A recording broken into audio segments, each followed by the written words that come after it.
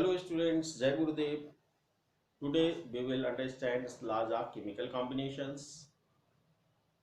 All the chemical reaction take place according to certain laws, and these laws are called laws of chemical combination.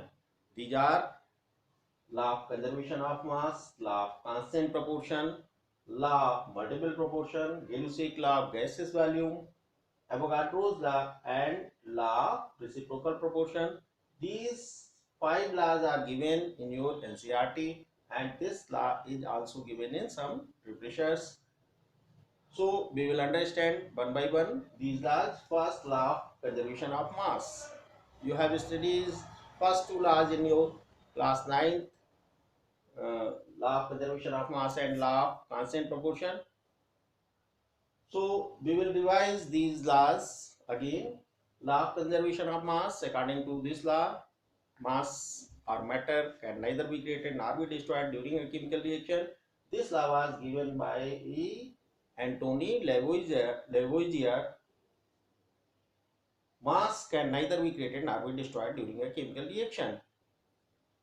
We will understand this by taking an example. C plus O2 gives CO2. 12 gram of carbon reacts with 32 gram of oxygen to produce 44 gram of CO2.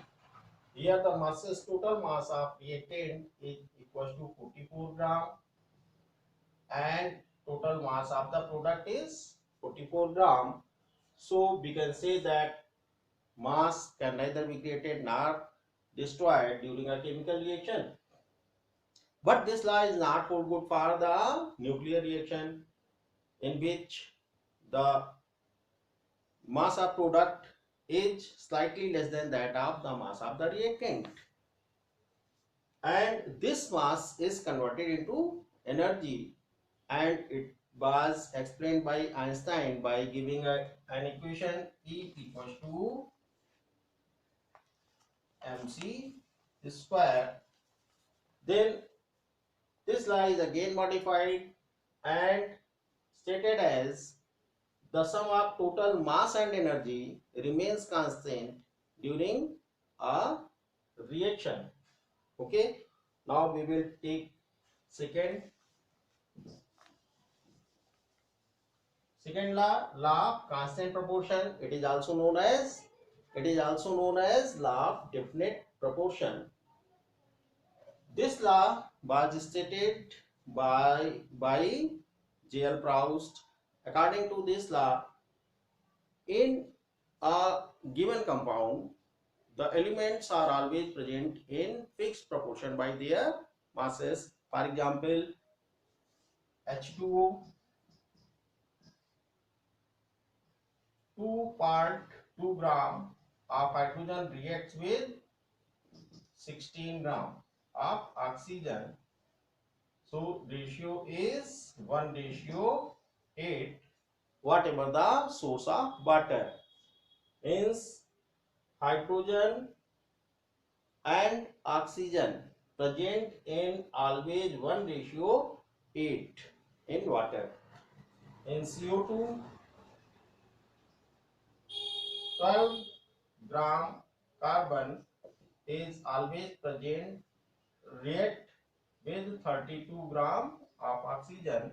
So the ratio is 3:8 by mass. If we consider NH3, the atomic mass of nitrogen is 14 gram, 3 gram. So the ratio is 14:3. This is the law of constant proportion or definite proportion. Now we will understand law of multiple proportion. Yes students, law of multiple proportion was given by John Dalton. According to this law, the When two elements combine to form more than one compound, then the masses of one of the element which combined with the fixed mass of the other are in simple whole number ratio. For example, if we take example of carbon monoxide and carbon dioxide, here only two elements, carbon and oxygen. C plus O gives CO, and C plus O2 gives CO2. In both the reaction, the mass of carbon is 12 gram fixed constant, but the mass of oxygen is 16 gram and 32 gram. These masses of oxygen react with fixed mass of carbon in ratio 16:32, and these are in simple whole number ratio, that is 1:2. This is the multiple proportion. Yes, now we will understand next law, Jelusic law of gaseous volume.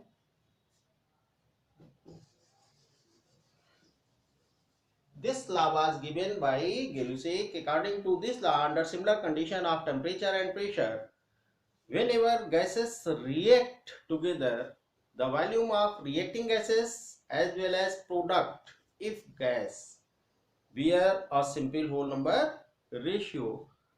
For example, H2 gas plus Cl2 gas gives twice HCl gas. Here we will observe that one volume of hydrogen gas react with one volume of chlorine gas to produce two volume of HCl gas. Here the volume ratio of these gases is 1:1:2, which is simple whole number ratio. And now we will understand Avogadro's law. This law was given by Avogadro's, and according to this law, under similar condition of temperature and pressure, equal volume of all gases contains equal number of molecules. Mathematically, we can say that B proportional to N, where B is volume of gas and N is number of particles. So now we will understand law of reciprocal proportion. Yes, student, according to this law, the ratio of the masses of two elements A and B, which combine separately with a fixed mass of the third element C, is either the same or some simple multiple of the ratio of the masses in which A and B combine directly with each other. We will understand this law by taking an example.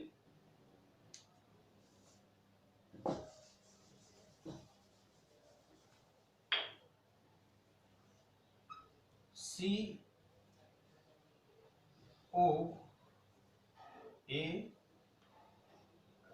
B H. These two elements combine to form CH4, and these two elements combine to form H2O. That is C, A, B and C. Here 12 gram of carbon react with 4 gram of hydrogen. Here 16 gram of oxygen react with 2 gram of hydrogen. If we fix the mass of hydrogen 4, then the 32 gram of oxygen react with 4 gram of hydrogen. The mass of hydrogen is fixed, that is 4 gram. So 12 gram react with 4 gram hydrogen, 12 gram carbon react with 4 gram hydrogen, 32 gram oxygen react with 4 gram of hydrogen. So directly they will react, carbon and oxygen react in the ratio of 12 ratio 32, and that is 3 ratio 8. That is law of reciprocal proportion. Yes, student, now we will understand Dalton atomic theory. Dalton's atomic theory. In 1808, John Dalton put forward atomic theory known as Dalton's atomic theory. The main postulates of this theory are: number one, matter is made up of extremely small individual particles known as atoms. Second point, atoms of same element are identical in size, shape, and masses. Third postulate, atoms of different elements have different masses, size, and different chemical properties. Fourth postulates, atoms of the same or different elements combine together to form molecules.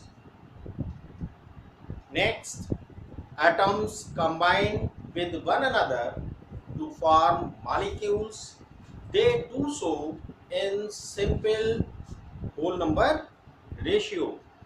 Next, atoms of two elements may combine in different ratio to form more than one compound. For example, carbon monoxide and carbon dioxide. In carbon monoxide, the ratio of carbon and oxygen 1:1, and carbon dioxide, the ratio of carbon to oxygen is 1:2. Next, an atom is the smallest particle that takes part in a chemical reaction, and an atom can neither be created nor be destroyed. So these postulates were given by John Dalton, but students, some of these postulates are wrong in present scenario.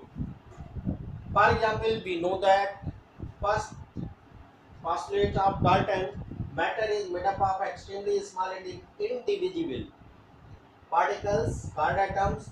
We know that atoms are not indivisible, it is made up of still smaller particles, subatomic particles. These are electron, proton, and neutron.